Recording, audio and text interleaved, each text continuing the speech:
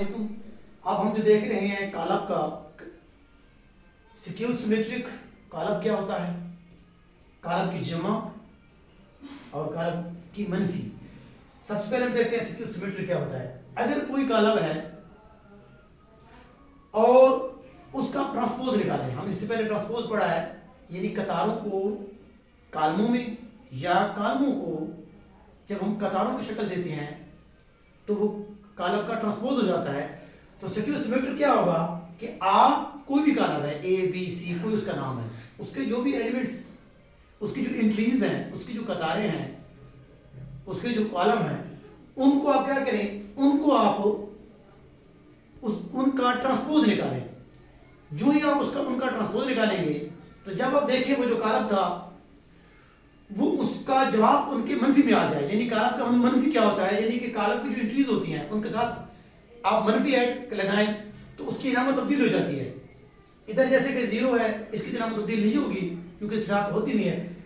इसके साथ प्लस थी तो माइनस हो जाएगी, ये भी माइनस हो जाएगी, ये प्लस, ये वैसे की रहेगी, ये माइनस की हो जाएगी, ये प्लस की, ये प्लस की, ये वैसे रहेगी। तो ये हो जाएगा मनफी। यानी अगर हम इसका ट्रांसपोज निकालें तो ये इसका जवाब क्या है, मनफी में आ जाए। एक अगर ट्रांसपोज निकालें तो मनफी 1 के बराबर है। अब ये जैसे कॉलम खड़ा है, अब हम इसका ट्रांसपोज निकाल रहे हैं। अब इस कतार को हम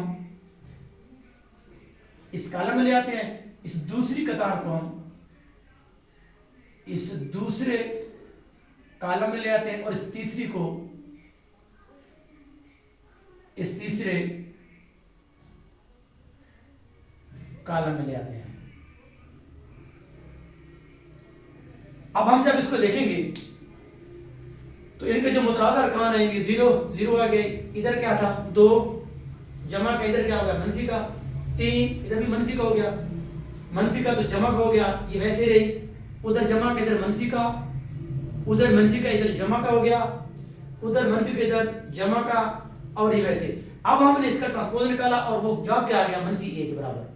तो ये होता है सिक्योर सिमेट्रिक। अब कॉलम की जमा, इसकी शर्त ये होती है कि कॉलम जो हों वो उनका जो मर्तबा 1 हो, यानी वो मुस्ततिल हो या वो मुरब्बी हो, उनके जो मुतनाज़ा अरकान है, हमने जो मुतनाज़ा क्या होता है, ये इसका पहला रुकन है पहली कतार का, तो इसका जो ये पहला रुकन है मनफी 2 इसकी पहली कतार का, इसकी पहली कतार का ये जो 3 इसका रुकन है और इसके साथ इसका मुतनाज़ा 4 होगा।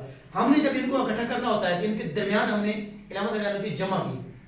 अब इनकी जो अपनी जाती इलामत होगी वो भी हम लिखनी है, मनफी होगा तो साथ जरूर लिखा होगा, ये फिर जमा होंगे और अगर कहीं मनफी है तो उसमें से हम उसको निकाल भी सकते हैं। तो इनकी जमा ऐसे होगी, हम ऐसे रखेंगे a जमा b,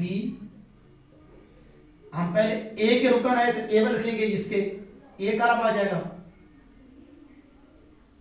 अब इसके दरमियान में जमा है तो इधर हम जमा लगाएंगे, फिर b है तो b वाले अरकान है,